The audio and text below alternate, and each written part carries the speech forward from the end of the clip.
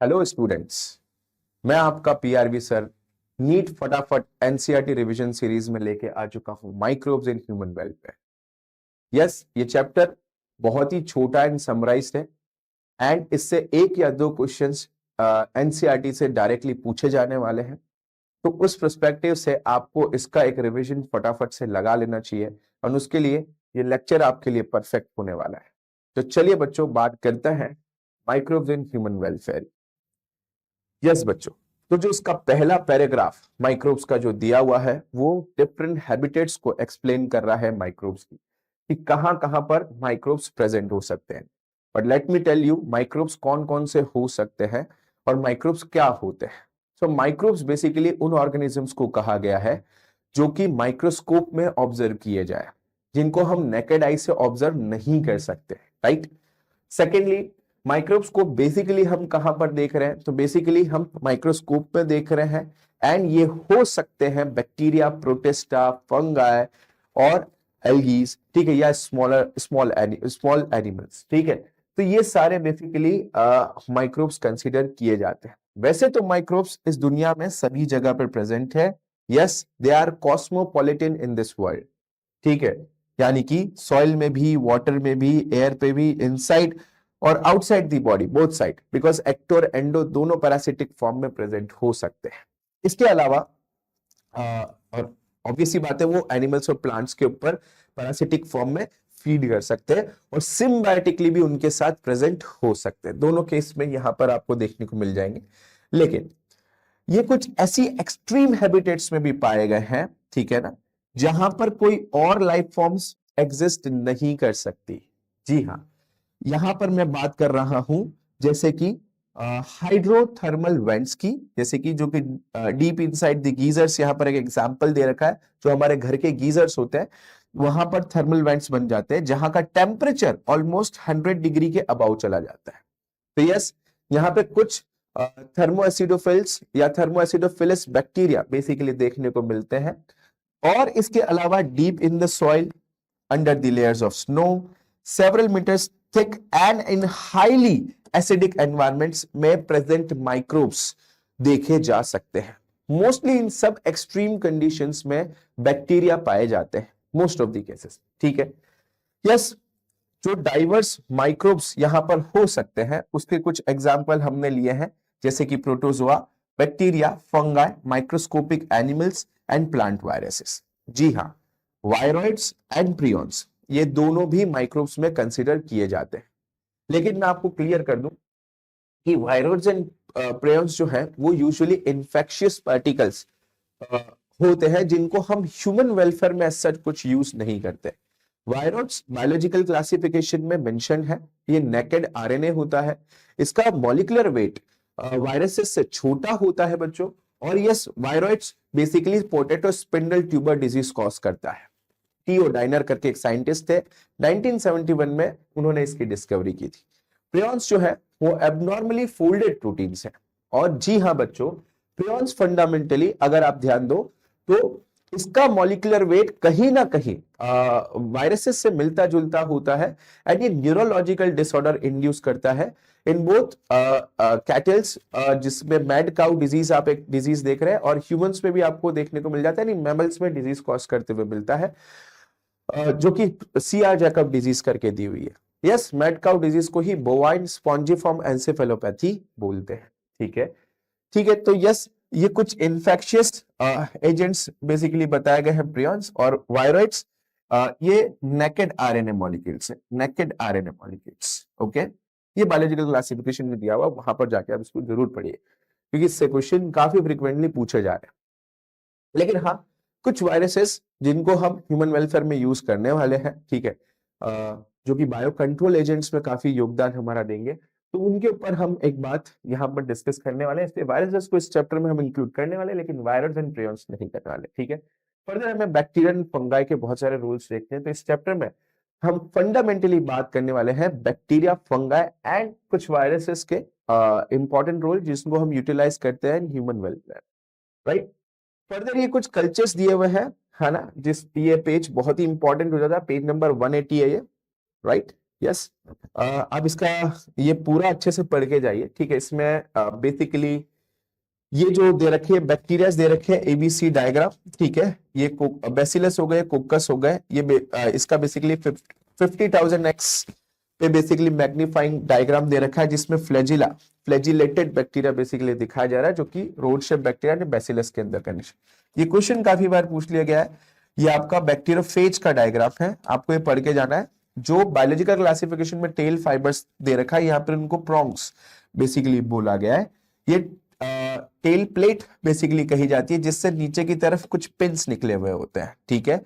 Pins tell plate पर present होते हैं, प्रोंग्स बेसिकली टेल फाइबर्स को कहा गया है। हेड कॉलर वहां पर ऑलरेडी मेंशन है, और यस कॉलर वाले सेगमेंट को ही आप शीथ, कॉलर वाले ही सेगमेंट को आप शीथ बेसिकली टर्म देते हो, ठीक है। ये एडिनो वायरस हो गया, ये टोबैको मोज़ेक वायरस, टीएमवी का बेसिकली एग्जांपल दे रखा है, ठीक है। यस ये कॉलोनी बेसिकली आपकी दे रखी है bacterial colony, and this is your fungal colony, ठीक है। तो आपको ये डायग्राम एटलीस्ट एक बार अच्छे से देख लेने चाहिए, क्योंकि डायग्राम बेस्ड क्वेश्चंस भी आजकल बहुत पूछे जा रहे हैं, तो डायरेक्ट इससे क्वेश्चन आ जाता है। नेक्स्ट हम जो इस चैप्टर में फर्दर जो डिस्कस करने वाले हैं, वो माइक्रोब्स के यूजेस के बारे में बात करने वाले हैं। सो मैं आपको एक छोटे से फ्लो चार्ट से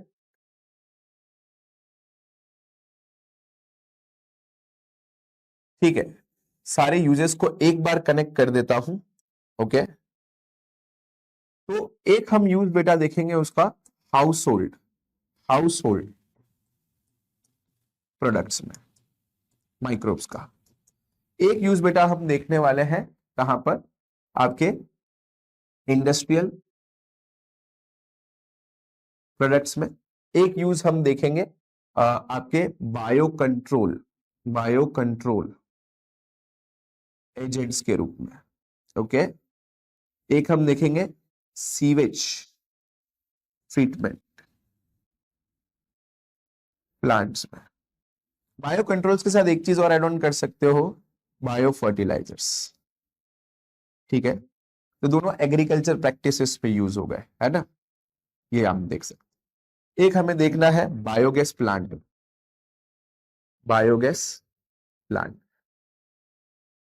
ठीक है ना। ये हमें ध्यान, राइट।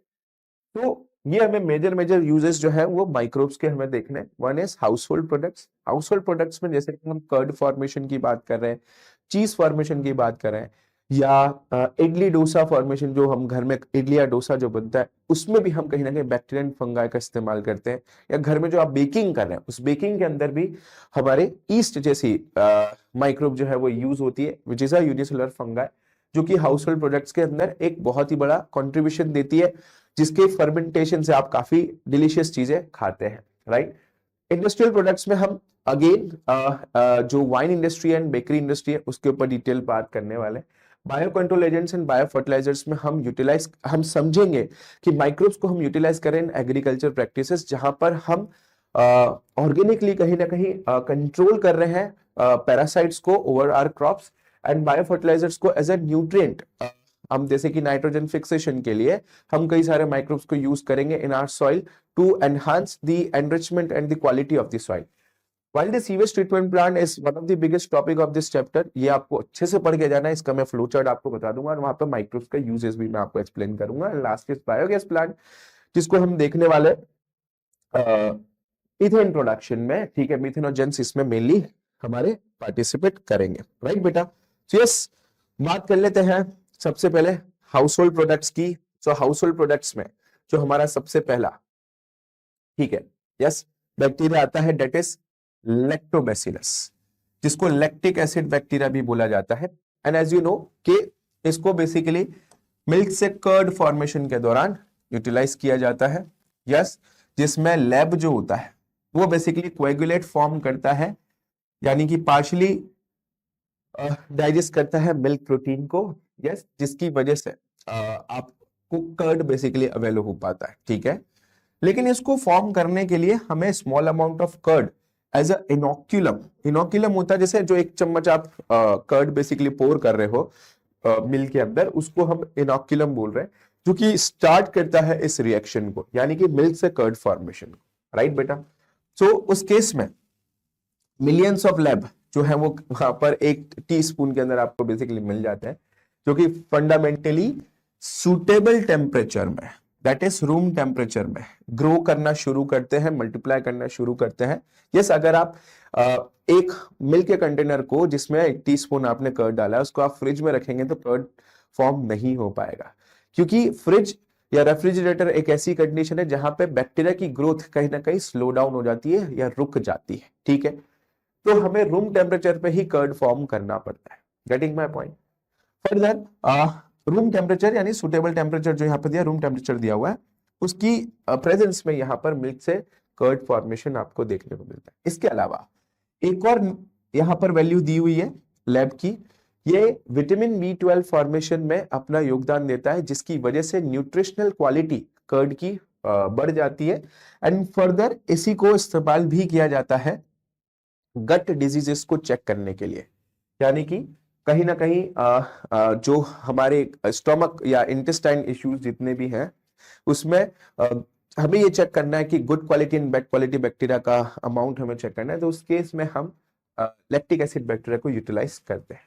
इसके अलावा बेटा डोजा एंड इटलीस में, ठीक है, अगेन फर्मेंटेशन की हमें आवश्यकता होती है, उस केस में हम बैक्टीरिया यहाँ पर इस्तेमाल करते हैं, है ना। और उस केस में आप देखेंगे कि CO2 as a by product यहाँ पर रिलीज होने वाली, जिसकी वजह से जो डो है, आटा है हमारा, वो कहीं ना कहीं फ्लफी हो जाता है, फुल जाता है, राइट। सो एक क्वेश्चन भी दिया हुआ है कि मेटाबॉलिक पाथवे आप बता सकते हो, तो एनारोबिक कंडीशन आपको ध्यान रखनी है। ठीक है, यहाँ पे एनारोबिक रेस्पिरेशन हो रहा है, जिस केस में CO2 यहाँ पर as a by product form हो रहा होता है, राइट। एक और एग्जांपल दे रखा है, similarly the dough which is used for making bread is fermenting using baker's yeast. उसका साइंटिफिक नेम दिया हुआ, आपको ये पढ़ के जाना बेटा, सेक्रोमाइसिस सर्विसी। ठीक है, जिसमें आप देखते हैं कि इथेनॉल प्रोडक्शन के अंदर भी इसका इस्तेमाल होता है, ब्रेड के अंदर CO2 प्रोडक्शन के केस में इसका इस्तेमाल होता है, जिसकी वजह से ब्रेड फ्लफी और सॉफ्ट हो जाती है, राइट। इसके अलावा कुछ बैक्टीरियाज को एंड ईस्ट को हम स्पेसिफिकली कुछ ट्रेडिशनल ड्रिंक्स बनाने के लिए भी इस्तेमाल करते हैं। वो ट्रेडिशनल ड्रिंक का यहाँ पर एग्जांपल दे रखा है टोडी, ठीक है, जिनमें हम बैक्टीरिया एंड ईस्ट दोनों को यूज करते हैं टू क्रिएट टोडी, जो कि एक ट्रेडिशनल ड्रिंक है, सदर्न इंडिया के अंदर काफी कंज्यूम की जाती है। बेसिकली इसके अंदर आप फर्मेंटेशन करते हो किसका? सेप ऑफ पाम्स का, ठीक है ना।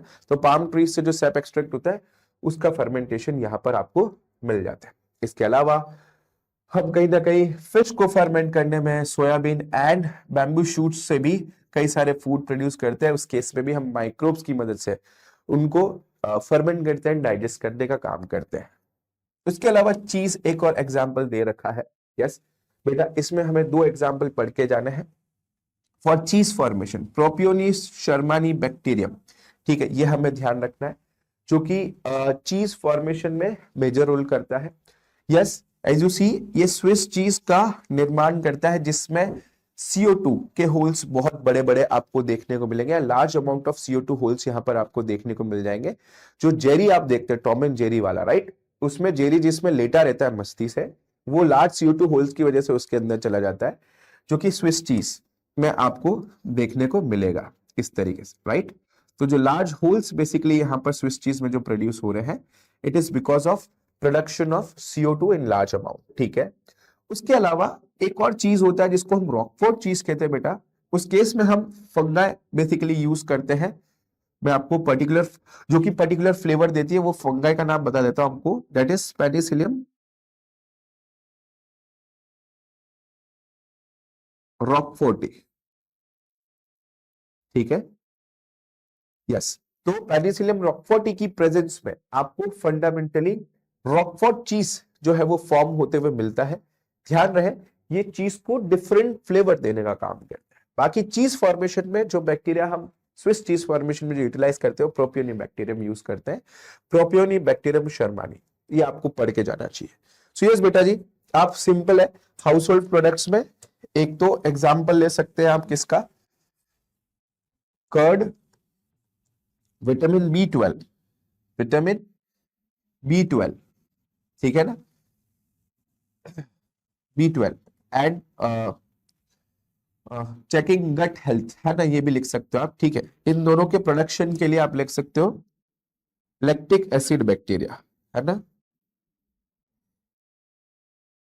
लैक्टिक एसिड बैक्टीरिया, ठीक है, लैब इसका इस्तेमाल किया जाता है। सेकंड आप ले सकते हो बेटा चीज फॉर्मेशन, चीज फॉर्मेशन। उस केस में आपको ध्यान रखना है, एक मैंने आपको बताया प्रोपियोनी बैक्टीरियम शर्मानी और एक पेनिसिलिन रॉकफोर्टी, ठीक है, याद रहे ये एक फंगाई है और ये एक बैक्टीरिया है, ठीक है, यस। ये चीज फॉर्मेशन में दोनों इस्तेमाल करते हैं, ये स्पेसिफिक फ्लेवर ऐड करता है चीज के अंदर, ठीक है।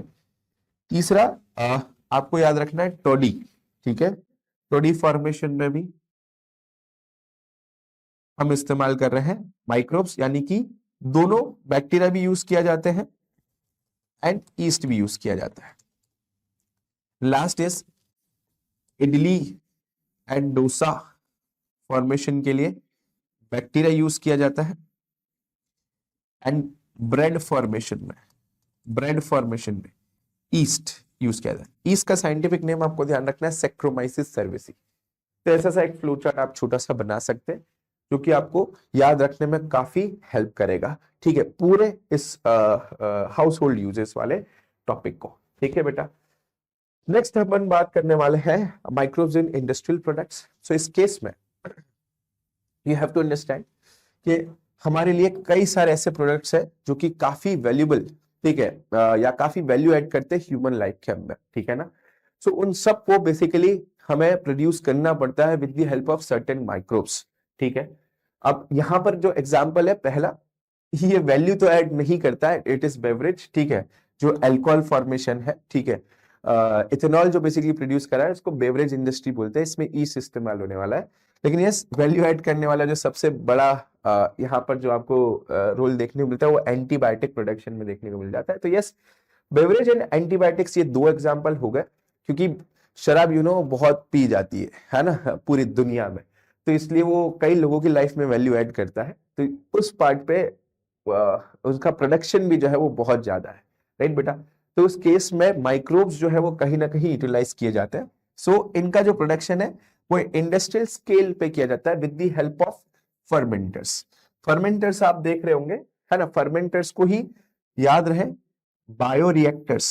बायोरिएक्टर्स बोलते हैं, ठीक है।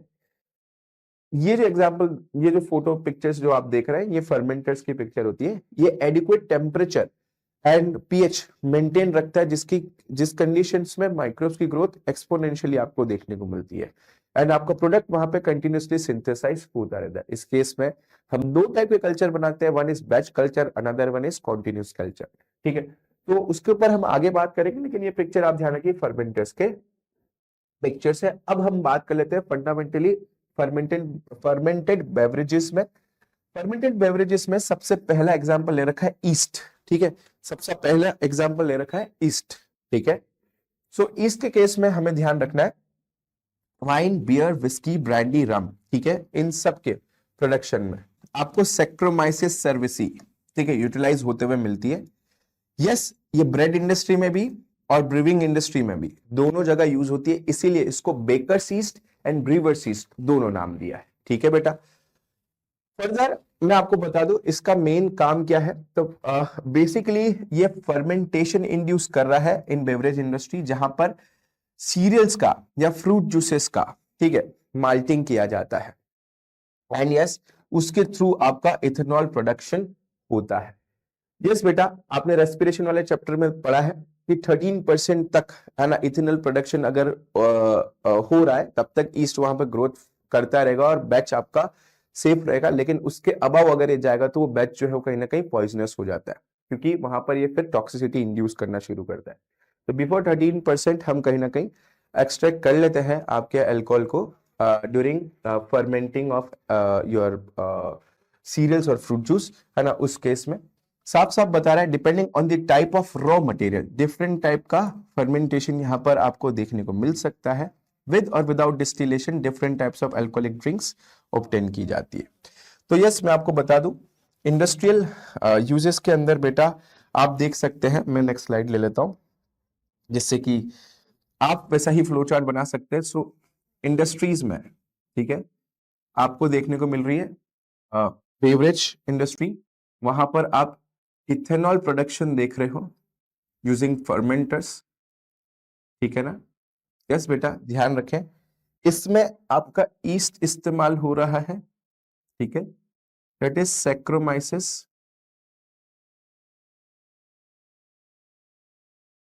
सर्विसी,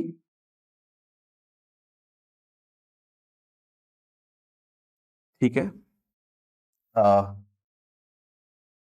यस बेटा, आपको इसमें क्या ध्यान रखना है कि अगर हम विदाउट डिस्टिलेशन, विदाउट डिस्टिलेशन, ठीक है ना, इथेनॉल अगर ऑब्टेन करते हैं, है ना, तो इस केस में आपको ध्यान रखने हैं दो, one is beer and wine, ये हमें मिलेगा। और वहीं पे विद डिस्टिलेशन, विद डिस्टिलेशन, ठीक है ना, या आफ्टर डिस्टिलेशन हम कह सकते हैं, विल गेट वही सब विस्की बची हुई सारी, है ना, विस्की, ब्रांडी, वोडका एंड रम, ये सब ऑब्टेन होगा, ठीक है ना। ये हमें ध्यान रखना है, बस ये दो ही क्वेश्चन है। कौन बनाता है? ईस्ट बनाता है। विदाउट डिस्टिलेशन क्या ऑब्टेन होगा? Beer and wine, and with distillation क्या ऑब्टेन हो जाएगा? विस्की, ब्रांडी, वोडका, रम, ठीक है बेटा। यस, तो साफ साफ यहाँ पर ये दिया हुआ ही है ना। So wine, beer produce without distillation, बाकी सब आफ्टर डिस्टिलेशन मिल जाएंगे। नेक्स्ट एलिमेंट लेते हैं बेटा हम एंटीबायोटिक्स। एंटीबायोटिक्स के केस में आपको क्या ध्यान रखना है? One of the most significant discoveries मानी गई है 20th सेंचुरी की, वर्ल्ड वॉर 2 के टाइम में, ठीक है। मैं आपको बता दूं, एक बड़ी सीरियस प्रॉब्लम हो चुकी थी वहां पर, कि वहां पर जितने भी सोल्जर्स थे उन लोगों की डेथ यूजुअली जो बुलेट्स थी उसके जाने की वजह से नहीं हो रही, उनको जो बुलेट्स की वजह से जो घाव बन गए बॉडी पे, उसके इन्फेक्शन की वजह से उनको अपने ऑर्गन्स लॉस करने पड़ रहे थे और डेथ भी कॉज हो रही थी। तो उसी टाइम पे कहीं ना कहीं एंटीबायोटिक्स की खोज हुई है बाय अलेक्जेंडर फ्लेमिंग, उस पर हम आते हैं, लेकिन इस स्टोरी से पहले हम बेसिक्स देख लेते हैं कि कहां से वर्ड एंटीबायोटिक आया। तो एंटी का मतलब ग्रीक में कहीं ना कहीं अगेंस्ट होता है, बायो का मतलब कहीं ना कहीं लाइफ होता है। अगेंस्ट लाइफ काम करने वाला, किसके अगेंस्ट? माइक्रोब्स के अगेंस्ट काम करने वाला जो केमिकल है, जो ड्रग है, उसको हम एंटीबायोटिक कह रहे हैं, राइट बेटा। साफ साफ बोल रहा है, whereas with reference to human beings they are pro life and not against. तो सिंपल सी बात है, हमारी लाइफ के अगेंस्ट काम नहीं करता, वो बैक्टीरिया के अगेंस्ट काम करता है, राइट।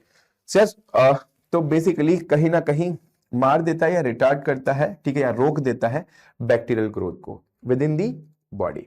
साफ साफ बता रहा है, एंटीबायोटिक पेनिसिलिन जो फर्स्ट टाइम ऑब्टेन की गई है वो पेनिसिलिन नोटेटम, मैं आपको स्पीशीज बता रहा हूं, पेनिसिलिन नोटेटम से ऑब्टेन की गई है। Alexander Fleming was the scientist जो कि स्टेफाइलोकोकाई बैक्टीरिया के ऊपर काम करे। जैसा कि मैंने आपको बताया कि वर्ल्ड वॉर 2 के टाइम पे जो जो घाव वगैरह हो गए थे, ठीक है ना, कई सारे सोल्जर्स को, तो उनके सोल्जर्स के वो घाव में जो सेप था, उस सेप की कल्चरिंग कर रहे थे। उस कल्चरिंग में बेसिकली स्टेफाइलोकोकाई बैक्टीरिया मिलता था, ठीक है ना, मोस्ट कॉमनली।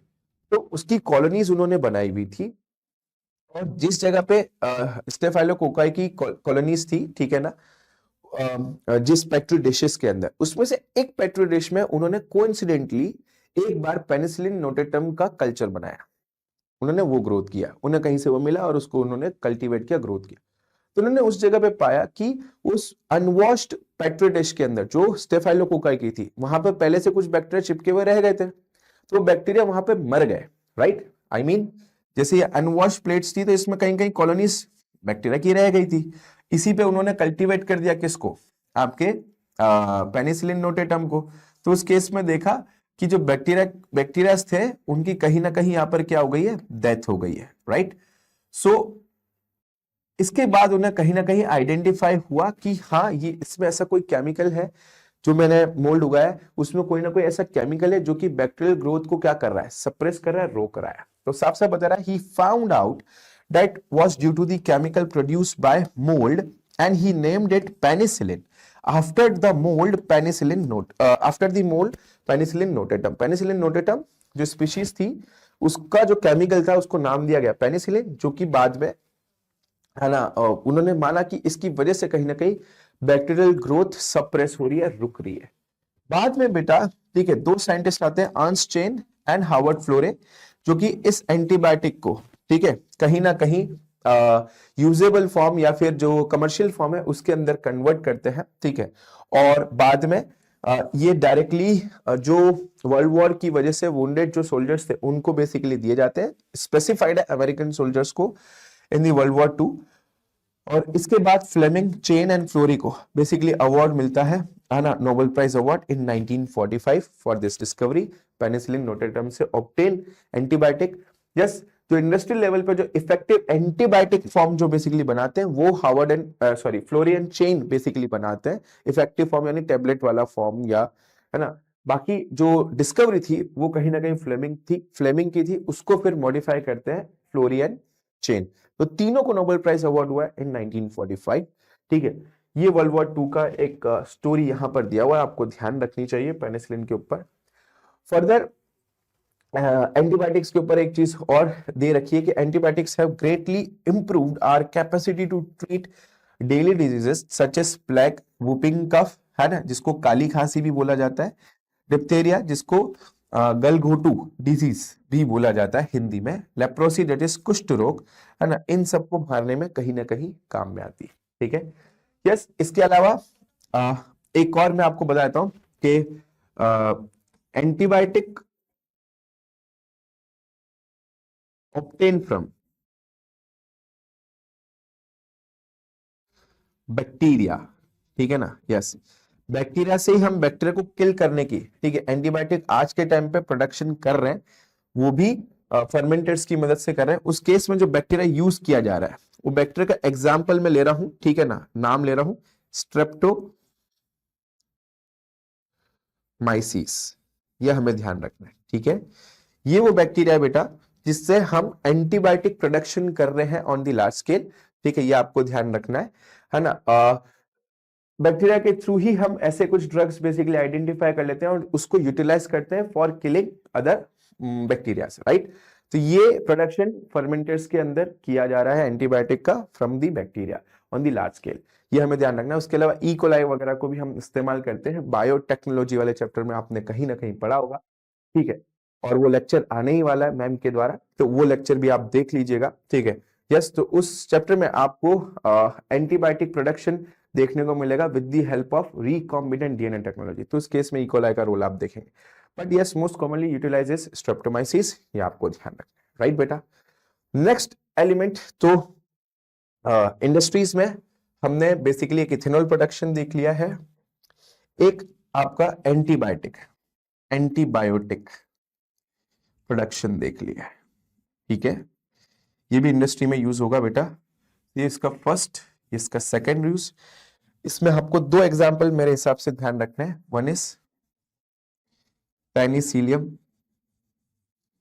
नोटेटम, ठीक है, बाय अलेक्जेंडर फ्लेमिंग, डिस्कवरी है, हार्वर्ड फ्लोरे एंड अर्नस्ट चेन ने इसको इफेक्टिव फॉर्म में कन्वर्ट किया था, ड्रग की फॉर्म में, जो मेडिसिनल फॉर्म है वो बनाया था, इसलिए तीनों को नोबेल प्राइज अवार्ड हुआ है ना। इससे पेनिसिलिन, इससे उन्होंने पेनिसिलिन एक्सट्रैक्ट किया, ठीक है। साइंटिस्ट तीनों के नाम आपको मैंने मेंशन कर दिए। उसके अलावा मैंने एक चीज और बताई, स्ट्रेप्टोमाइसिस बैक्टीरिया है, it is a bacteria that used to cultivate, है ना, antibiotics and utilised for killing other bacteria, ठीक है।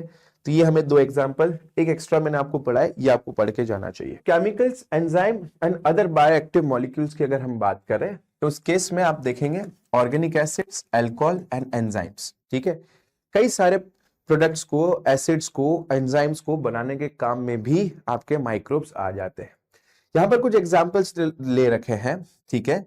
उन एग्जाम्पल्स को आप टेबुलर फॉर्म के अंदर, ठीक है, ये जो एग्जाम्पल्स हैं, ठीक है, इनको एक टेबुलर फॉर्म के अंदर आप फाइल कर दीजिए, जिसकी वजह से आपको इसको लर्न करना काफी आसान हो जाएगा।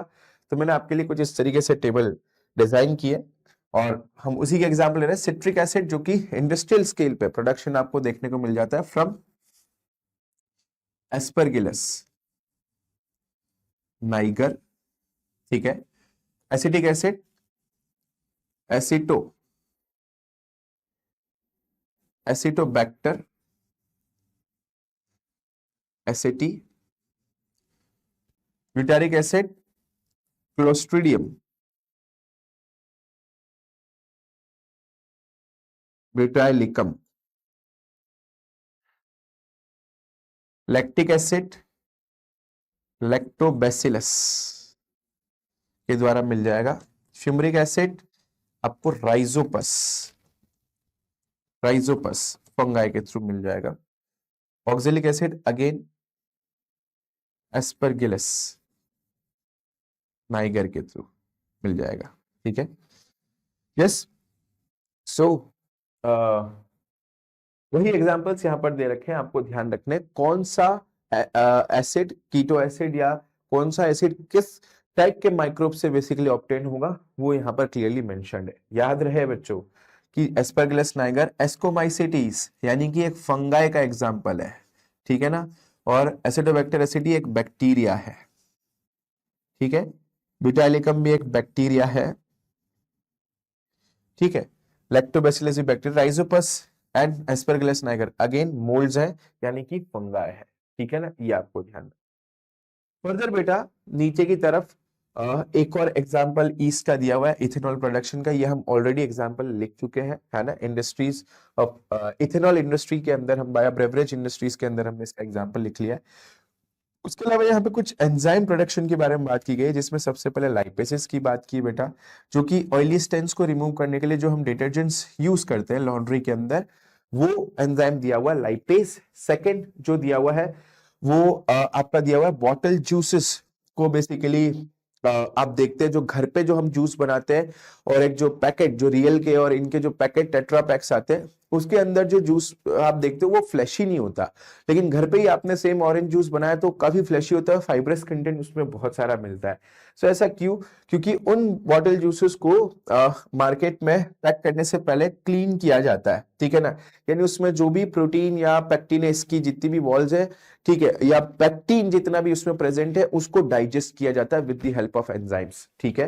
तो यस बेटा, तो घर पे बने हुए जूस और बॉटल जूस के अंदर आपको जो एक क्लेरिफाइड स्टेट जो आपको देखने को मिलती है, it is because of this two enzyme, one is protease and another one is pectinase, ठीक है। इसको भी आप एक टेबुलर फॉर्म के अंदर आप डाल सकते हैं, ठीक है, मैं आपको बना के देता हूं वो भी।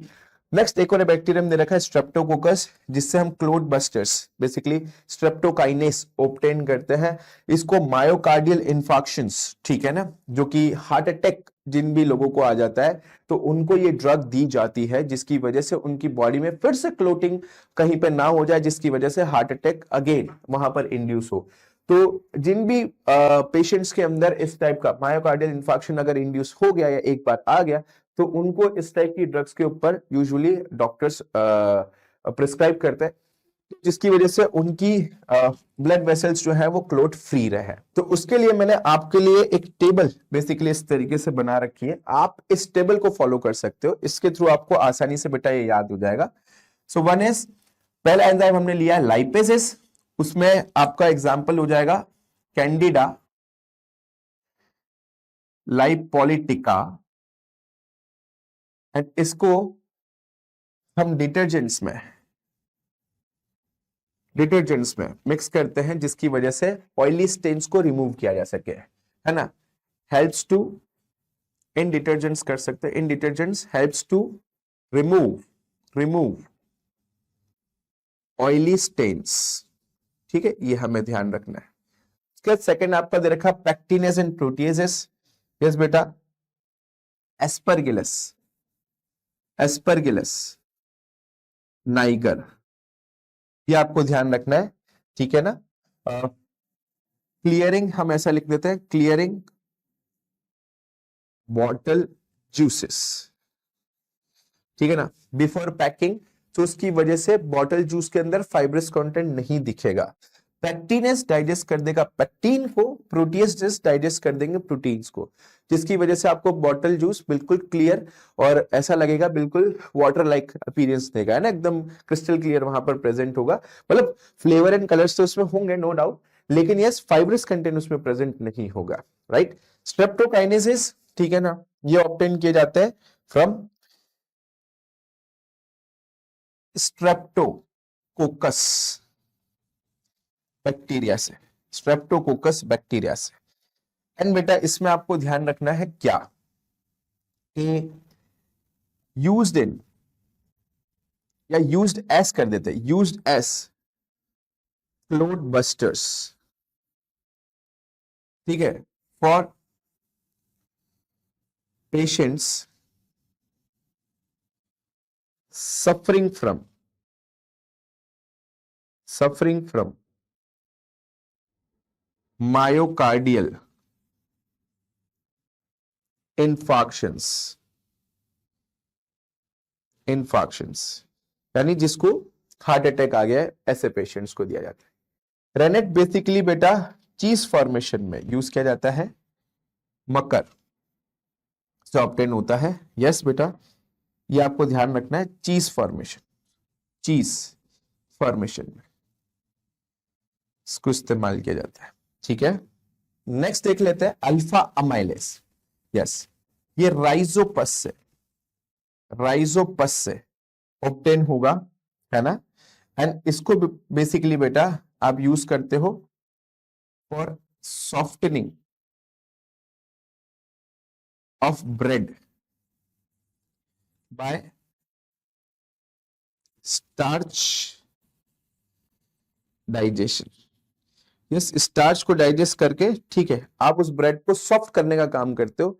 पाव वगैरह के अंदर आपको जो देखने को मिलती है softening, it is with the help of alpha amylase. तो उसके डो के अंदर यूजुअली राइजोपस जो है वो डाल दिया जाता है, जिसके पास एंजाइम है अल्फा अमाइलेज जो कि स्टार्च को डाइजेस्ट करेगा, ठीक है बेटा। यस, ये मेन एलिमेंट्स आपको ध्यान रखना है।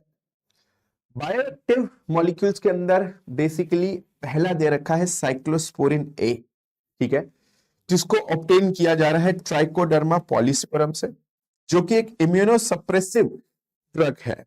क्योंकि जब ऑर्गन ट्रांसप्लांट करते हैं तो उस केस में ये होता है कि कुछ जो टिश्यूज है, ठीक है, उनके ऊपर ऐसे कॉम्प्लेक्सेस प्रेजेंट होते हैं जिनको हम बोलते हैं मेजर हिस्टोकॉम्पेटिबिलिटी कॉम्प्लेक्सेस, जो कि रिजेक्शन इंड्यूस करते हैं जब दो ऑर्गन को आप साथ में कनेक्ट करते हो।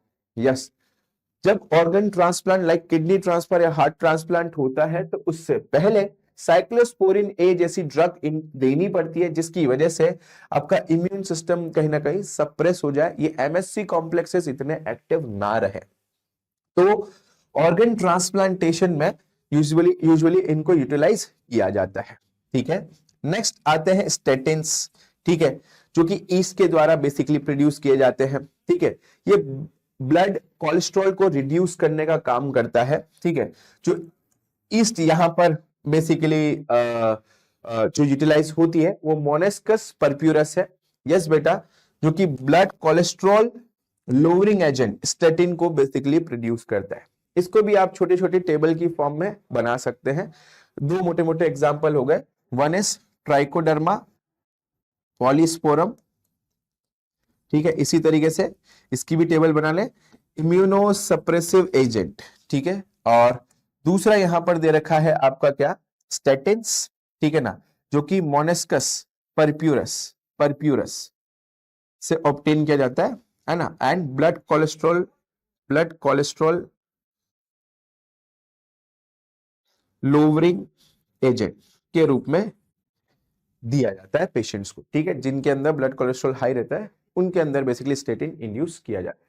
तो यस, ये आपको मोटे मोटे ध्यान रखने हैं, सफिशिएंट है बेटा, ठीक है। ये बायो एक्टिव मॉलिक्यूल्स, ये दोनों ध्यान रहे, बायो एक्टिव मॉलिक्यूल्स के एग्जाम्पल हो जाएंगे, ठीक है। इस तरीके से एक छोटी सी टेबल आप इसकी भी बना सकते हो। ये सब हमारा अगला topic, one of the most important topic, microbes in sewage treatment हम देखने वाले हैं। इसको मैं आपको फटाफट एक फ्लो चार्ट से समझा देता हूं कि किस तरीके से ये पूरा ट्रीटमेंट प्लांट काम करता है, right. So as you see के जो सीवेज है, ठीक है ना, जो आप देखते हो, जो कि जो वेस्ट जो बेसिकली गटर्स में बेसिकली जो पास हो रहा है, उसमें जो सबसे ज्यादा जो वेस्ट बेसिकली आता है वो बेटा हमारे घरों से आता है। हाउस होल्ड वेस्ट एक सबसे बड़ा प्रॉब्लम है जो कि कहीं ना कहीं कंटामिनेशन इंड्यूस कर रहा है वाटर बॉडीज के अंदर, जिसकी वजह से वाटर बॉडीज के अंदर इम्प्योरिटीज काफी ज्यादा बढ़ रही है और उसकी वजह से कहीं ना कहीं डिजीज एंड डिसऑर्डर्स जो है वो इंड्यूस होते जाएंगे जब हम उस फूड चेन का कहीं ना कहीं पार्ट बनेंगे। यानी हमने जब वहां से फिशेस निकाली, उनको अगर कंज्यूम किया तो उसकी वजह से कोई ना कोई डिजीज वो आगे बायोमैग्नीफाई हो सकती है। तो इसलिए इसी वजह से हमें सीवेज को फंडामेंटली ट्रीट करना बहुत ज्यादा जरूरी है before expelling into the water bodies. ठीक है, तो फंडामेंटली दो ट्रीटमेंट्स यहां पर दिए जाते हैं वाटर को किसी भी या सीवेज को किसी भी वाटर बॉडी में डालने से पहले। दो ट्रीटमेंट यहां पर दिए जाते हैं, one is primary treatment and another one is secondary treatment. ठीक है, तो मैं आपको सिंपलेस्ट हेडिंग डाल सकते हैं अपन, सीवेज ट्रीटमेंट प्लांट की। तो यस बेटा, उस केस में आपको ध्यान रखना है कि sewage should be treated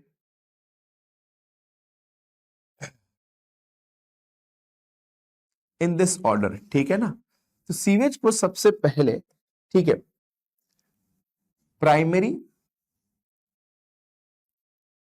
treatment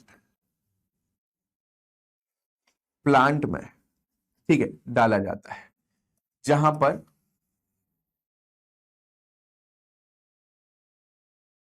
with the help of sedimentation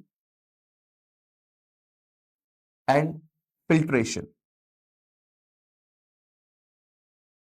ठीक है, हम यहाँ पे फ्लोटिंग डेब्रीज जैसे कि उसमें प्लास्टिक बैग्स हो गए, ग्रिड्स हो गए, ठीक है, सॉइल हो गया, इन सबको हम कहीं ना कहीं सेग्रीगेट करने का काम करते हैं। जो बड़े पार्टी कई क्लोथ्स होते हैं ना वेस्ट के अंदर, है ना, कई सारे कपड़े जो कि वहां पे नहीं टूटे, उन सबको बेसिकली हम सेडिमेंटेशन एंड फिल्ट्रेशन के द्वारा, ठीक है, physical removal of floating debris, ठीक है, ये हम इंड्यूस करते हैं with the help of sedimentation and filtration. ये हमारा फर्स्ट स्टेप होता है किसी भी सीवेज ट्रीटमेंट प्लांट। ठीक है ना, यस, थ्योरी भी इसकी पढ़ते चलते साथ साथ। तो साफ साफ दे रखा है, a major component of this waste water is human excreta, जो मैंने आपको बताया, ये आपका म्यूनिसिपल वेस्ट वाटर की फॉर्म में यानी सीवेज की फॉर्म में यूजुअली आता है, जिसके अंदर large amount of organic matter present है, माइक्रोब्स प्रेजेंट है, प्लस सीवेज के अंदर दोनों चीजें लार्ज अमाउंट में प्रेजेंट है। इसके अलावा जो फिजिकल हमने रिमूवल किया है वो ऐसी डेब्रिज का किया है जिसका डाइजेशन माइक्रोब नहीं कर सकते, यानी वहां पर कहीं ना कहीं प्लास्टिक हो गए और उसके अलावा मैंने ग्रिड्स बता दिया आपको, पत्थर हो गए, इन सब चीजों को रिमूव करना पड़ता है, जो कि अगेन एक और कंपोनेंट है सीवेज का जो यहाँ मेंशन अभी नहीं है, right. Many of which are pathogenic, and have you ever wondered where this huge quantity of sewage or urban waste are disposed of daily? तो ये डेली जो हमारे घर से निकल रहा है कहाँ जाता है? तो ये सबसे पहले सीवेज ट्रीटमेंट प्लांट में जाता है, ये आपको पता होना चाहिए। यस, साफ साफ बोल रहा है कि इसको डायरेक्ट हम नेचुरल वाटर बॉडीज में नहीं डिस्चार्ज कर सकते, रीजंस मैंने आपको बता दिए, ठीक है, रिवर्स या स्ट्रीम्स के अंदर। इनको यूजुअली हमें ट्रीट करना पड़ता है सीवेज ट्रीटमेंट प्लांट में, जिसकी वजह से वाटर पॉल्यूशन कम से कम। यस, तो जो ट्रीटमेंट ऑफ वेस्ट वाटर है, ठीक है, ये बेसिकली हिट्रोट्रॉफिक माइक्रोब्स को, ठीक है, यूज करके किया जाता है, जो कि ऑलरेडी प्रेजेंट होते हैं उस सीवेज के अंदर, राइट। सबसे पहले लेकिन सीवेज को ट्रीट करने से पहले हमें प्राइमरी ट्रीटमेंट में उस सीवेज को भेजना पड़ता है, जहां पर हम देखते हैं फिजिकल रिमूव करते हैं लार्ज एंड स्मॉल पार्टिकल्स को with the help of filtration and sedimentation. This is the first, ठीक है, एलिमेंट। उसके बाद आप देखेंगे कि जो सेडिमेंटेशन और फिल्ट्रेशन से जो रिमूव होता है वो कहीं ना कहीं फ्लोटिंग डेब्रिज होती है। इस केस में हम सिक्वेंशियल फिल्ट्रेशन करते हैं, अलग अलग टाइप के फिल्टर्स लगाते हैं, जिसकी मदद से ग्रेट सॉइल, स्मॉल पेबल्स, ये कहीं ना कहीं सेडिमेंट हो जाते हैं और बाहर निकल जाते हैं। अब वहां पर जो बेसिकली वेस्ट बचता है, ठीक है, या फिर हम कह सकते हैं जो उस वेस्ट के अंदर जितने भी सॉलिड्स होते हैं प्राइमरी स्लज के अंदर, ठीक है, वो कहीं ना कहीं सेटल डाउन हो जाता है और ऊपर की तरफ जो बच जाता है वो बच जाता है आपका प्राइमरी स्लज, जिसको बेसिकली भेजा जाता है सेकेंडरी ट्रीटमेंट प्लांट के अंदर, राइट। तो यस, साफ साफ लिखा, all solids that settle from the primary sludge and the supernatant form of the effluent, the effluent from the primary settling tank is taken for the secondary treatment. तो simple सी बात है, जो sludge था उसमें जो अब ऊपर वाला जो भाग रह गया, सेडिमेंटेड पार्ट तो बेसिकली इफ्लुएंट माना जाएगा, वो तो फिल्टर आउट हो गया, लेकिन जो सुपरनेंट पार्ट रहेगा, जो जो वाटर बॉडी रहेगा, ठीक है, जिसके अंदर organic waste and microbes present है, उसको यूजुअली सेकेंडरी ट्रीटमेंट के लिए भेजा जाता है। राइट बेटा, ये हमें ध्यान रखना है। ये क्या लाइन है, effluent from the primary settling tank, इसके ऊपर हम अभी आते हैं। राइट बेटा,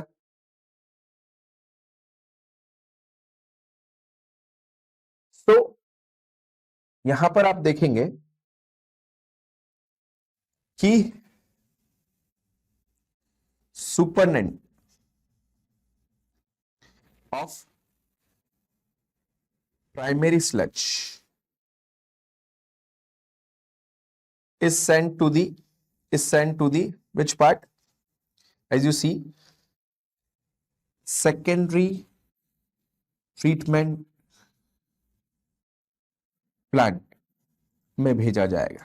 राइट बेटा, और वहां पर बेसिकली आपको लार्ज एरिएशन टैंक्स देखने को मिलेंगे। इन एरिएशन टैंक्स में, ठीक है, आपको ऑलरेडी प्रेजेंट है एरोबिक बैक्टीरिया देखने को मिलता है। ठीक है, यस, जहां पर बेसिकली डाइजेशन होगा ऑर्गेनिक डेब्रीज का। ठीक है ना, डेब्रीज नहीं होता, डेब्री होता। ठीक है, तो यस, साफ साफ बता रहा है, the primary effluent is passed into large aeration tank where it is constantly agitated mechanically, और उसमें एयर पंप्ड होती रहे। ये अलाउ करता है vigorous growth of useful aerobic bacteria into the flocs. ठीक है ना, यस, माइक्रोब्स में यहां पर मैंने यहां पर बैक्टीरिया एंड फंगाई दोनों लिखना चाहिए। ठीक है ना, माइक्रोब्स में दोनों बेसिकली यहां पर इन्वॉल्व होंगे, जो कि कहीं ना कहीं फॉर्म करते हैं किसका, फ्लॉक्स का। ठीक है, फ्लॉक्स बेसिकली बेटा मैश लाइक, जाली जैसी है ना, मैश लाइक बॉडीज है। ठीक है ना, जो पानी के अंदर बेसिकली बन गई, झाग जैसी होगी। राइट बेटा, यस, और स्टिकी होगी काफी।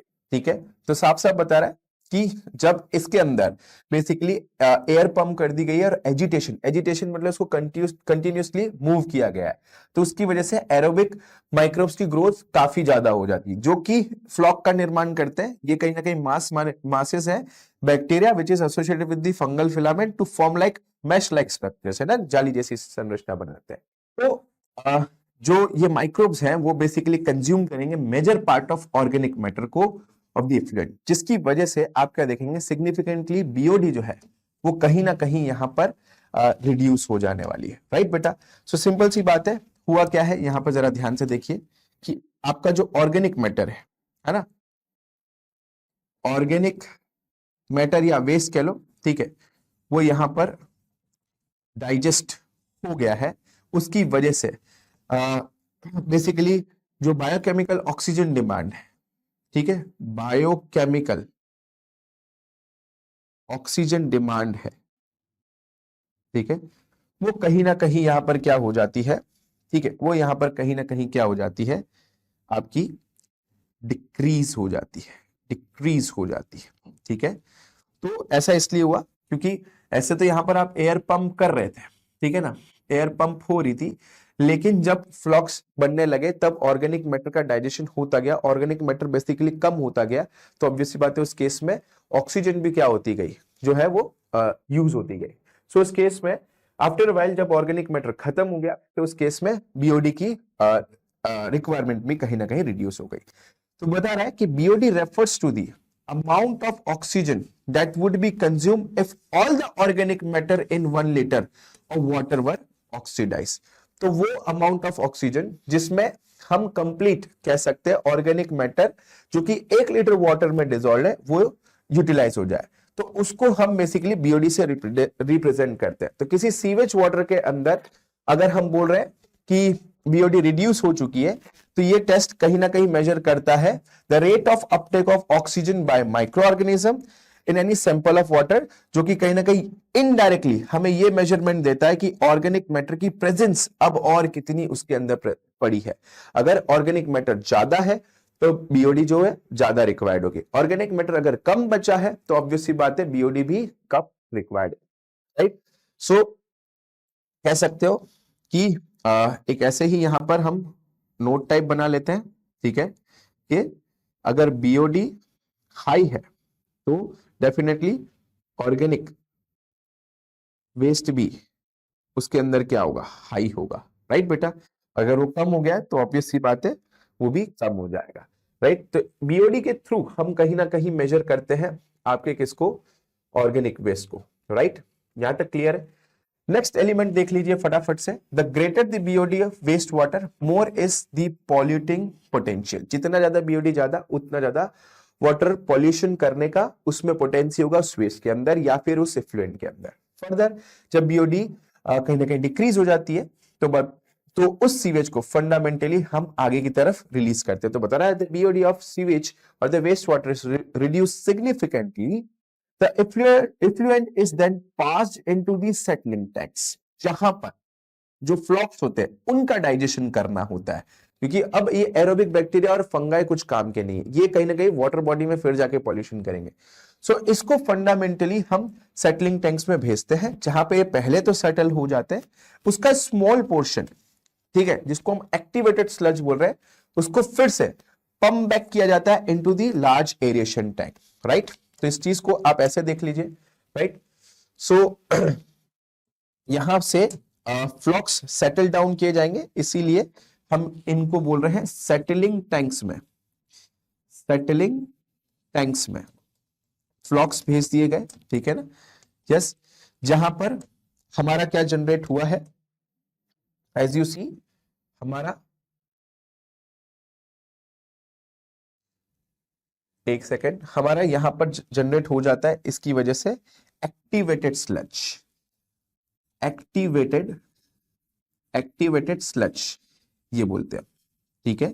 ये एक्टिवेटेड स्लज और कुछ नहीं है बेटा, ये एरोबिक माइक्रोब्स का, ठीक है ना, एक तरीके से मास है वो जो इकट्ठा हो चुका है, जिसने ऑर्गेनिक वेस्ट डाइजेस्ट कर दिया और कुछ बचा कुछ ऑर्गेनिक वेस्ट पे वो एक्ट कर रहे हैं, उसमें से हम कुछ अमाउंट लेंगे और उसको, उसमें से कुछ अमाउंट हम लेंगे और उसको एज अ इनोक्यूलम, ठीक है ना,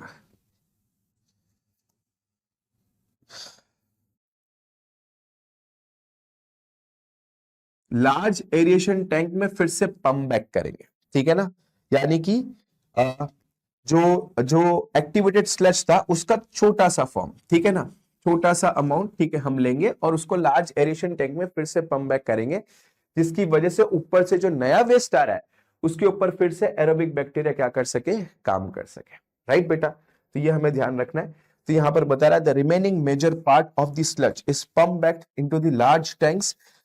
अब इसको फर्दर है ना आगे जो हम भेज रहे हैं वो एनारोबिक स्लज डाइजेस्टर में भेज रहे हैं, जो बचा कुचा पार्ट है, ठीक है, उसको हम भेज देते हैं एनारोबिक स्लज डाइजेस्टर में, जहां पे एनारोबिकली डाइजेस्ट हो जाते हैं बैक्टीरिया एंड फंगाई, जिसकी वजह से कंप्लीट स्लज का डाइजेशन हो चुका होता है। And during this digestion bacteria produce the mixture of gases such as produce a mixture of gases such as methane, hydrogen sulfide and carbon dioxide, और hydrogen भी निकलती है जो कि एज अ बायोगैस यूटिलाइज की जाती है, जो कि सोर्स ऑफ एनर्जी हो जाएगी, राइट बेटा। तो यस, सिंपल सी चीज, एक्टिवेटेड स्लज को, एक्टिवेटेड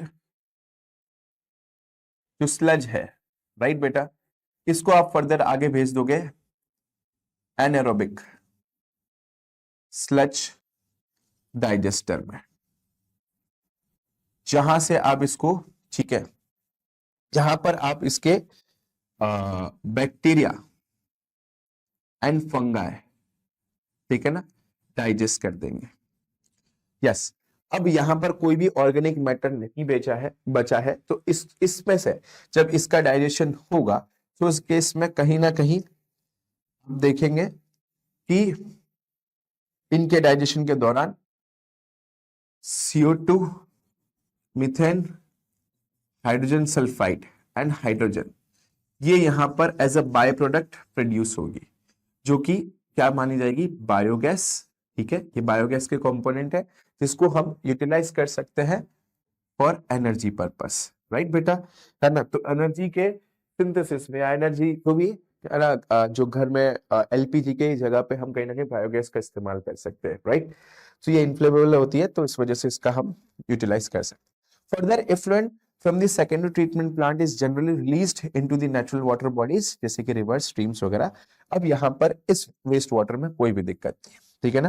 तो this digestion after anaerobic sludge digestion you will see anaerobic bacteria भी जैसे ऑक्सीजन की प्रेजेंस में आएंगे, है ना। we can write released into the rivers and streams। तो जैसे उसके कांटेक्ट में आएंगे, तो उस केस में आप क्या देखेंगे बेटा, कि सारे के सारे, ठीक है, माइक्रोब्स उसके अंदर जो प्रेजेंट थे वो मर चुके हैं, और कुछ स्मॉल अमाउंट ऑफ माइक्रोब्स अगर वहां पे गए भी है, तो वहां पर एक्वेटिक फूड चेन के अंदर वो कहीं ना कहीं किसी न किसी फॉर्म में यूटिलाइज हो जाएंगे। लेकिन एटलीस्ट इस वाले पार्ट में आपका मेजर ऑर्गेनिक वेस्ट जो है वो कंप्लीटली ट्रीट हो चुका है। तो अब जो वाटर है उसके अंदर ऑर्गेनिक अमाउंट का परसेंटेज बहुत कम हो चुका है, उनको डाइजेस्ट करने वाले जो बैक्टीरिया एंड फंगाई थे वो भी मर चुके हैं, और एनारोबिक बैक्टीरिया एरोबिक कंडीशंस में आने के बाद खुद भी न्यूट्रलाइज हो जाएगा। सो उस केस में आप देखोगे कि अब ये इफ्लुएंट कहीं ना कहीं वाटर बॉडी में रिलीज करने के लिए काफी हद तक ठीक है ना। एंड इसका एक बेसिकली इन्होंने एरियल व्यू इस तरीके से ट्रीटमेंट प्लांट का दे रखा है, ये हमें ध्यान रखना है, जहां पर हम गैलन्स ऑफ वेस्ट वाटर को ट्रीट कर रहे हैं, ठीक है, और उसको फिर फर्दर वाटर बॉडीज के अंदर रिलीज करें, जिसकी वजह से वाटर पॉल्यूशन कम से कम हो पाए, राइट बेटा। एज यू सी के इंक्रीजिंग अर्बनाइजेशन, सीवेज एक बहुत बड़ी प्रॉब्लम बन चुका है, तो इस वजह से सीवेज को ट्रीट करके भेजना ही सबसे ज्यादा जरूरी है। और जो ह्यूमन्स है उनकी डाइट के अंदर काफी सारे ऐसे कंपोनेंट्स हैं जो कि काफी खतरनाक हो सकते हैं, काफी डेंजरस हो सकते हैं कि इसके लिए, एक्वेटिक लाइफ के लिए, तो इसकी वजह से उनको ट्रीट करके भेजना बहुत ज्यादा जरूरी है, ठीक है। मैं एंटीबायोटिक के संदर्भ में बात कर रहा हूँ, राइट। सो उनको वहां से रिलीज करना बहुत ज्यादा जरूरी है, ठीक है, उनको न्यूट्रलाइज करना बहुत जरूरी है, तो उसको हम सीवेज ट्रीटमेंट प्लांट के थ्रू न्यूट्रलाइज कर सकते हैं। उसके अलावा ministry of environment and forest ने Ganga action plan and Yamuna action plan basically चलाया है, ठीक है, जो कि मेजर रिवर कंट्रीज है हमारे कंट्री की, ठीक है, और कहीं ना कहीं उसके अंदर जो भी सीवेज है उसको भेजने से पहले सीवेज ट्रीटमेंट प्लांट जो है वो कहीं ना कहीं प्लांट किए गए, जिसकी वजह से उनके अंदर कम से कम पॉल्यूशन हो पाए। Further visit to the sewage treatment plant situated in any place, आप जरूर इसको एक्सपीरियंस कीजिए, ठीक है ना, जो कि आपको कहीं ना कहीं एक नेचर के टुवर्ड्स भी एक रिस्पॉन्सिबिलिटी देगा कि हाँ, हमें कम से कम वेस्ट इंड्यूस करना है, और अगर हम वेस्ट रिलीज भी कर रहे हैं एनवायरमेंट में तो उसको ट्रीट करके भेजना जरूरी है, राइट। तो वो चीज आपको यहाँ से समझ में आई होगी कि कैसे सीवेज ट्रीटमेंट प्लांट काम करता है। लास्ट हम देख लेते हैं microbes in production of biogas. So as you see के मिक्सचर ऑफ गैसेस, जैसे कि हमने अभी 4 गैसेस देखी थी, ठीक है, वो यहाँ पर बायोगैस का फॉर्मेशन करती है, जिसमें से पहला मैंने आपको बताया जैसे कि मीथेन है, सेकंड हाइड्रोजन सल्फाइड है, तीसरा कार्बन डाइऑक्साइड है, चौथी हाइड्रोजन है। ये 4 gases usually methane biogas production में पार्टिसिपेट करती है। यहां पर अगर आप ध्यान से देखें तो बता रहा है माइक्रोबियल एक्टिविटीज एंड विच में यूज एज फ्यूल, ठीक है, उसको हम कहीं ना कहीं बायोगैस बोल रहे हैं, जो कि कहीं ना कहीं मिक्सचर ऑफ गैसेस है, बता रहा है। Microbes produce different types of gaseous end product during the growth and metabolism. So type of gas produced depends upon the microbes and organic substances, ठीक है, या organic substrates, तो वो फंडामेंटली अलग अलग टाइप के बाय प्रोडक्ट्स रिलीज करता है। सो एज यू सी के कुछ बैक्टीरिया जब एनारोबिक कंडीशन में सेलुलोज मटेरियल को डाइजेस्ट करते हैं तो वो प्रोड्यूस करते हैं लार्ज अमाउंट ऑफ मीथेन, उसके साथ CO2 एंड हाइड्रोजन, ठीक है। ये बैक्टीरिया कलेक्टिवली मीथेनोजेंस कहे जाते हैं, एंड कॉमनली मीथेनोबैक्टीरियम इसका एक एग्जांपल है, ठीक है। यस, ये एनारोबिक स्लग डाइजेस्टर्स में भी पाया जाता है, जहां पे एरोबिक बैक्टीरिया एंड फंगाई, जिनको हमने फ्लॉक्स कहा था, उनका डाइजेशन करता है, यस, ये बैक्टीरिया बेसिकली प्रेजेंट होता है in human of certain kettles, जैसे कि काउ, बफेलो, इनके इसमें प्रेजेंट होता है, ठीक है ना। एंड वहां पर बेसिकली प्रेजेंट सेल्यूलोज को डाइजेस्ट करेगा और ब्रेक डाउन करेगा, ठीक है, इनटू दी बायोगैस। और ये बायोगैस एक क्रूशियल रोल प्ले करेगी, ठीक है ना, कहीं ना, एक second, and play important role in nutrition of cattles. Yes, तो उसके डाइजेशन से एक तो क्योंकि सिम्बायोटिक एसोसिएशन में कैटल को भी न्यूट्रिशन मिल जाएगा, और जो वेस्ट जो बेसिकली बाहर निकलेगा इन फॉर्म ऑफ डंग, वो कहीं ना कहीं बायोगैस कंटेन करेगा, जिसकी वजह से वो डंग्स जो होते हैं, काउ डंग्स वगैरह, वो इनफ्लेमेबल होते हैं, ठीक है, ये हमें ध्यान रखना। दस the excreta Dang of cattle commonly called गोबर is rich in this bacteria and dung can be used as generation of biogas commonly called गोबर गैस, ठीक है। ये इंडिया में ही बनाया गया है भाई, ध्यान रखना। बायोगैस प्लांट की अगर बात करें तो कंक्रीट का होगा 10 से 15 फीट डीप, राइट। उसके अंदर बेसिकली आप बायोवेस्ट कलेक्ट करके डाल दोगे, जिसको हम स्लरी ऑफ डंग बोलेंगे, जो कि एक फेड की जैसा, यानी कि एक बैच जनरेट करने का काम करेगा, न्यूट्रिशन का काम करेगा, जो मिथेनोजेंस वहां पर प्रेजेंट है उनके लिए। उसके ऊपर एक फ्लोटिंग कवर, याद रहे, एक फ्लोटिंग कवर बेसिकली रख दिया जाता है, जिसकी वजह से स्लरी आप देखेंगे जैसे जैसे राइस करेगी, ठीक है ना, यानी कि इसके अंदर जैसे जैसे बायोगैस प्रोडक्शन होगा, तो वहीं पे ये जो फ्लोटिंग जो भी बेसिकली एक ढक्कन है, ठीक है ना, फ्लोटिंग कैप जो आप बेसिकली देख रहे हो या कवर जो आप देख रहे हो, वो कहीं ना कहीं ऊपर की तरफ यहां पर मूव करने लगेगा, राइट बेटा। तो बता रहा है कि produce in the tank due to the microbial activity, the biogas plant has an outlet which is connected with the pipe of supply biogas to the nearby houses। Simple सी बात है, यहां से एक बेसिकली पाइप निकला हुआ रहेगा, ये आप देख रहे हैं, जिसके थ्रू बायोगैस जो है वो हाउसेस में भेज दी जाएगी, राइट बेटा। उसके अलावा यहाँ पे dung and water as a basically जब हमें नया बैच तैयार करना है, तो उस केस में इस टैंक के अंदर, ठीक है ना, हम basically Dang and water mix कर देंगे, और यहाँ पे रिमेनिंग स्लच बेसिकली जो अनडाइजेस्टेड बचा है उसको बाहर निकालेंगे, इसको एज अ मैन्योर, ठीक है। यहां से जब ये बाहर निकाला जाता है, ये आउटवर्ड टैंक कह सकते हो, ये इनवर्ड टैंक कह सकते हो, इसको हम मैन्योरिंग के लिए भेजा जा सकता है, जो कि फार्म्स के अंदर इजीली मैन्योर करने में काम में आती है। बता रहा है the spent slurry is removed through the another outlet and may used as fertilisers, जो मैंने आपको बताया मैन्योर के फॉर्म में यूज कर सकते हैं। Cattle dung is available in large quantity in the rural areas, so इस वजह से हम इसको रूरल एरियाज के अंदर यूज कर सकते हैं। और वहां पर वैसे ही कई लोग जो है चूल्हे वगैरह के ऊपर खाना पकाते हैं, तो उन लोगों को यहाँ पर बेनिफिट मिल जाएगा, उनको कोई लंग रिलेटेड डिजीज ना हो चूल्हे पे, क्योंकि खाना कुक करने पर लंग डिजीज होती है, लंग रिलेटेड या रेस्पिरेटरी डिजीजेस होती है, तो वो चीज ना हो उसके लिए बेटा वहां पे कुकिंग एंड लाइटनिंग के लिए बायोगैस एक अच्छा सोर्स हो सकता है रूरल एरियाज में, जहां से हम एनर्जी प्रोड्यूस कर सकते हैं। यस बेटा, so India mainly due to the effort of Indian Agriculture Research Institute, that is IARI, and Khadi Village Industry Commission, that is KVIC, इन दोनों ने मिलकर कहीं ना कहीं इसको बायोगैस प्लांट को बेसिकली तैयार किया था, है ना। एंड इनको बेसिकली इस चीज के लिए अवार्ड भी हुआ है, ठीक है ना, कि इन्होंने एक बहुत अच्छा प्रोडक्शन किया कि वेस्ट प्रोडक्ट से भी हम कहीं ना कहीं एनर्जी प्रोड्यूस कर सकते हैं, राइट। तो एक सस्टेनेबल मैनेजमेंट और इन द इकोसिस्टम जो है वो मेंटेन किया जा सकता है with the help of biogas, ये जनरल आपको ध्यान रखना है।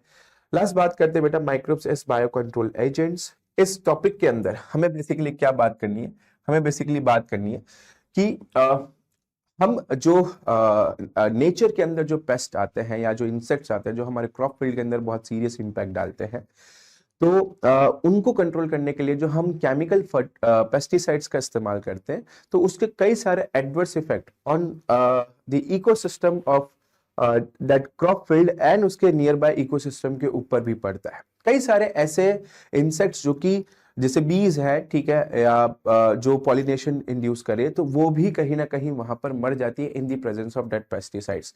और कुछ ऐसे जो पॉलिनेटर्स जो वहां पर बेनिफिटरी रोल प्ले कर रहे हैं, उनकी भी वहां पर डेथ हो जाती है। एंड साइमल्टेनियसली सॉइल के अंदर प्रेजेंट कुछ जो ऐसे माइक्रोब्स जो कि हमारे नाइट्रोजन फिक्सेशन जैसी प्रोसेस में हेल्पफुल है, वो भी कहीं ना कहीं अफेक्ट होती है, उनकी भी जो ग्रोथ है कहीं ना कहीं अफेक्ट होती है। सो ओवरऑल हम जब केमिकल्स का इस्तेमाल करते हैं, तो उसकी वजह से इकोसिस्टम में बैलेंस तो बिगड़ता है। तो उसको कंट्रोल करने के लिए ऑर्गेनिक फार्मिंग में बेस्ट मेथड है बायो कंट्रोल एजेंट्स का इस्तेमाल करना। हाँ, इसमें एक प्रॉब्लम है कि हम कंप्लीट इरेडिकेशन ऑफ पेस्ट तो नहीं कर पाएंगे, यानी कि कंप्लीटली हम पेस्ट को तो रिमूव नहीं कर पाएंगे, लेकिन up to a certain extent आप उसको कंट्रोल कर सकते हैं। तो मैं यहाँ पे काम काम की चीजें आपको बता देता हूं, ये आप जरूर पढ़ के जाइए। सो बेसिकली ऑर्गेनिक फार्मर्स जो कि बायो कंट्रोल जो एजेंट्स हैं, ठीक है, या बायो कंट्रोल जो जो एजेंट्स हैं, यस, है ना, उनको जो यूटिलाइज कर रहे हैं, ठीक है, फॉर इरेडिकेशन ऑफ पेस्ट, उस केस में आप देखेंगे कि इसमें वो एक सिस्टम क्रिएट कर रहे हैं जिसके थ्रू वो कंट्रोल करते हैं पेस्ट को, लेकिन कंप्लीट इरेडिकेट नहीं, यानी कि कंप्लीट रिमूव नहीं करते। इसकी वजह से एक तो इकोसिस्टम में बैलेंस बना रहता है।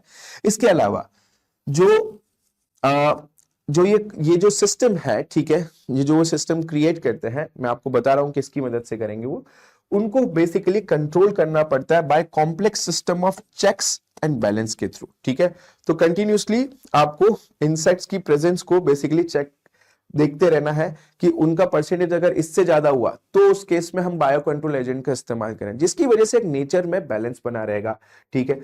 इसके अलावा हम अननेसेसरी किसी ऐसे इंसेक्ट्स को किल नहीं कर दें जो कि हमारे काम के भी नहीं थे, उनको मारना भी जरूरी था, उसके बावजूद भी हमने उसको किल कर दिया। तो इस केस में देखो यहाँ पर एक पॉइंट दिया हुआ है कि contrary to the conventional farming practice which often use chemical methods to kill both useful and harmful life forms indiscriminately, ठीक है ना। सो बेसिकली ये कहीं ना कहीं ठीक अप्रोच नहीं है कि हम काम के भी माइक्रोब्स को मार रहे हैं या काम के भी पेस्ट को मार रहे हैं और साथ साथ पे हमने जो काम के नहीं थे या जिनका इकोसिस्टम पे कोई और रोल था वो भी आसपास में थे, तो उसकी वजह से उनकी डेथ हो गई, राइट। तो एक सस्टेनेबल मैनेजमेंट हमें यहाँ पर रखना है, तो उसको हम कैसे रखते हैं, तो बेसिकली बता रहा है कि use of bio control measure will greatly reduce our dependence on toxic chemicals and pesticide. ये हमारा पहला बेनिफिट होगा कि अगर हम बायो कंट्रोल मेजर्स को यूज करते हैं तो हम इनको कहीं ना कहीं रोक सकते हैं। उसके अलावा an important part of biological farming approach is to become familiar with the various life forms। ये important है कि आप बाकी लाइफ फॉर्म्स को भी कहीं ना कहीं मेंटेन करो, क्योंकि हमें नहीं पता आज से 100 साल बाद हमें किस इंसेक्ट की, किस माइक्रोब की क्या यूज आ जाए, ठीक है। तो हमें सबको जिंदा रखना जरूरी है, ठीक है। That inhibit the field and predator as well as pest and also their life cycles. तो उन पैटर्न्स को हमें कंट्रोल रखना जरूरी है, क्योंकि को एक्सटिंक्शन या फ्रेगमेंटेशन जैसी चीज कहीं ना कहीं एक सीरियस इंपैक्ट डाल सकती है किसके ऊपर, किसी एक स्पीशीज के ऊपर जो कि एक्सटिंक्ट हो जाए, और हमें नहीं पता कि कौन सी स्पीशीज किस इकोसिस्टम में कीस्टोन स्पीशीज है, और अगर वो कीस्टोन स्पीशीज है और वो अगर एक्सटिंक्ट हुई तो एक सीरियस इंपैक्ट पड़ सकता है पूरे इकोसिस्टम के ऊपर, राइट। तो हमें सस्टेनेबल एक अप्रोच बनाने के लिए हमने कुछ बायो कंट्रोल एजेंट्स जैसे कि लेडी बर्ड्स, ड्रैगन फ्लाई, ठीक है, जिसके थ्रू हम रिमूव कर रहे हैं एफाइड्स एंड मॉस्किटोज को। लेडी बर्ड्स के थ्रू एफाइड्स एंड ड्रैगन फ्लाई के थ्रू मॉस्किटोज, ये यहाँ पर क्लियरली मेंशन है, इसको भी आप टेबुलर फॉर्म में डाल सकते हो। उसके अलावा बेटा आपका दे रखा है the microbial bio control agent that can be introduce in order to control butterfly caterpillar is the bacteria that is Bacillus thuringiensis, ठीक है ना। यस, सो बीटी आप जानते ही हैं, बड़ा फेमस है, ठीक है। इसके थ्रू बेसिकली आपने बीटी कॉटन जनरेट किया है, ठीक है, बीटी ब्रिंजल बेसिकली आपने जनरेट किया है। सो बेसिकली ये किल कर देता है लार्वल स्टेज में ही कई सारे कैटरपिलर्स को ही, ठीक है, जो कॉटन के फील्ड्स के अंदर यूजुअली कंटामिनेशन या हम कह सकते हैं पेस्ट की फॉर्म में लार्ज स्केल पे प्रोड्यूस है।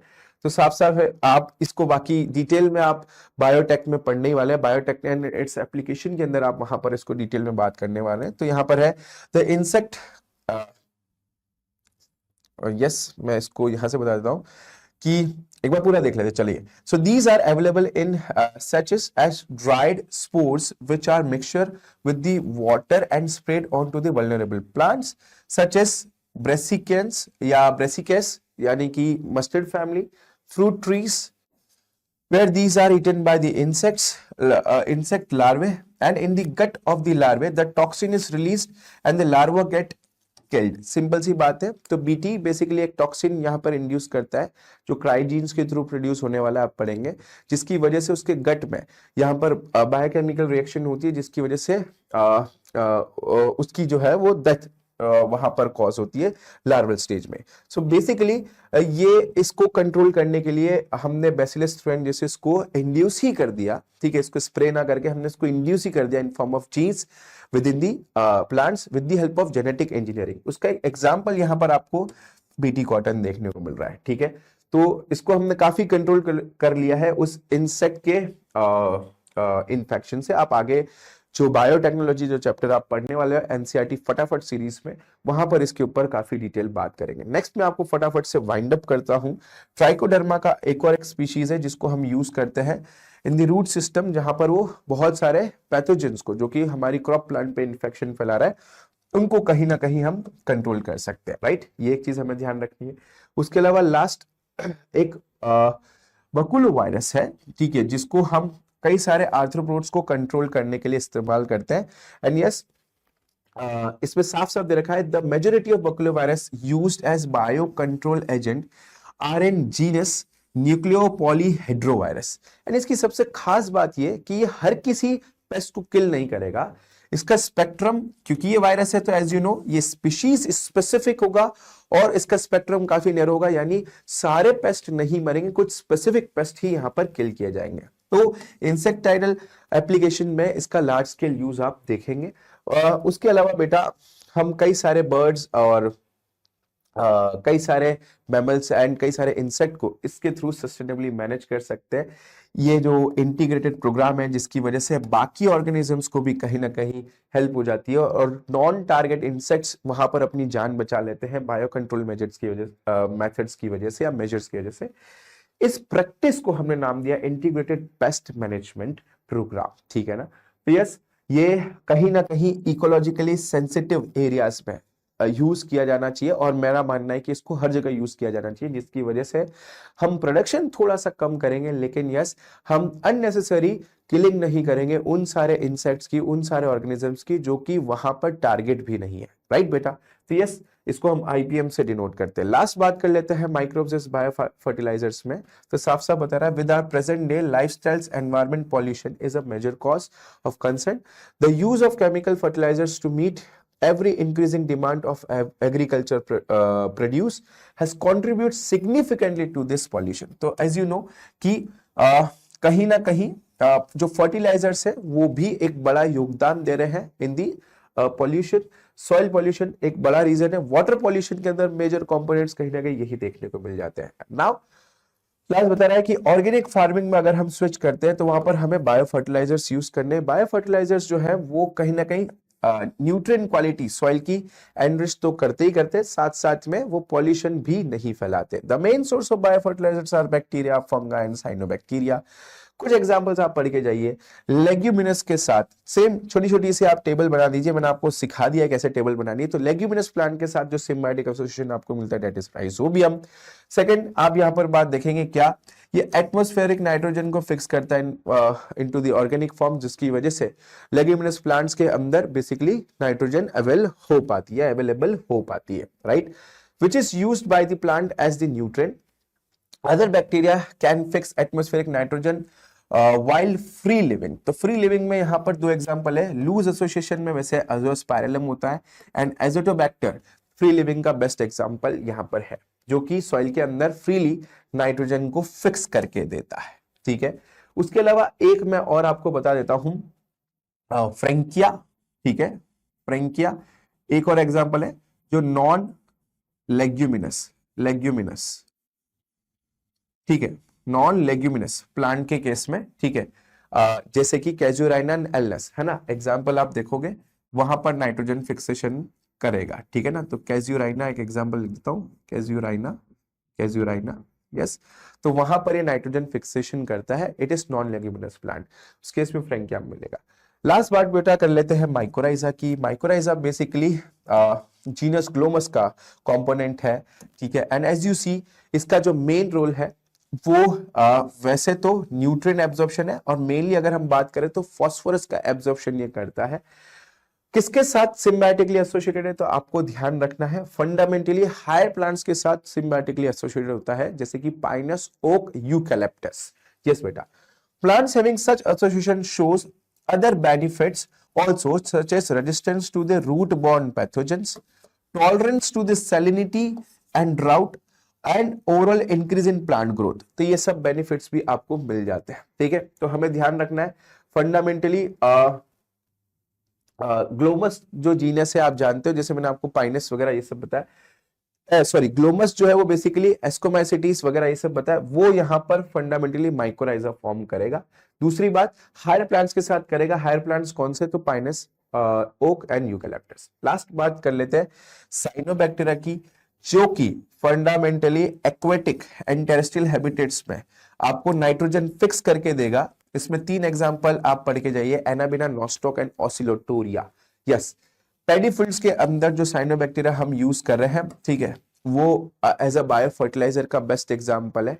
उसके अलावा बीजीए यानी साइनोबैक्टीरिया ऐड करता है organic matter to the soil और कहीं ना कहीं फर्टिलिटी भी इंक्रीज करने का काम करता है सॉइल की।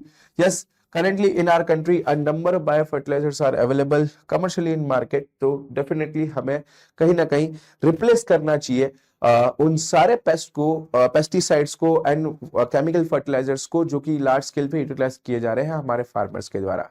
बिकॉज हमारा देश कृषि प्रधान देश है, तो हमें कहीं ना कहीं इस पर डिपेंडेंसी दिखानी चाहिए, तभी बाकी की सारी कंट्रीज भी हमें फॉलो करके और हमारे सस्टेनेबल मैनेजमेंट को फॉलो करके खुद भी उस चीज से इंस्पायर हो और वो भी इसका यूटिलाइजेशन करे। राइट बेटा, 1 से 2 ठीक है क्वेश्चन आने के यहां से चांसेस है। स्पेसिफिकली जिस तरीके से मैंने आपको ऑर्डर करके दिया है, ठीक है, जिस तरीके से हमने कुछ फ्लो चार्ट्स यहां पर बनाए हैं, आप इन फ्लो चार्ट्स को आराम से देख लीजिए, ये आपको अपलोड हो जाएगा। राइट बेटा, एंड उनको आप आराम से टाइम देख के एक बार अपने शॉर्ट नोट्स के फॉर्म में बना लीजिए एंड इसको एक बार रिवाइज करके देखिए और उसके ऊपर क्वेश्चन लगाइए। 100% जो 1 से 2 क्वेश्चन आएंगे वो आपके कंप्लीट हो जाएंगे। So thank you so much microbes in human welfare के लिए। आई होप आपको ये चैप्टर समझ में आया होगा। नेक्स्ट चैप्टर आपको कौन सा चाहिए मुझे बिल्कुल कमेंट में लिख के भेजिए, ठीक है। मैं आपको अभी क्लास 12th के चैप्टर्स में टारगेट कर रहा हूं, उसके बाद मैं क्लास 11th के चैप्टर टारगेट कर दूंगा, तो 12th वाले चैप्टर्स हम फटाफट से वाइंड अप करते हैं। तो नेक्स्ट चैप्टर बताइए कौन सा आप पढ़ना चाहते हो, चैप्टर हम आपके लिए बनाते हैं। Thank you so much, I hope आपको पसंद आएगा। लाइक करें, सब्सक्राइब करें एंड शेयर करें, ठीक है। मैं आपका टीचर परख वैष्णव, बॉटनी लेक्चरर, एंड आपको अगर कोई भी मेरे से रिलेटेड कंसर्न आपको लगता है, आपको मुझसे कोई डाउट्स पूछने हैं, तो आप डेफिनेटली मुझे एक बार कमेंट में मैसेज करें, मैं आपको वहां पर हेल्प करूंगा, मैं आपको वहां पर रिप्लाई करूंगा। Thank you so much.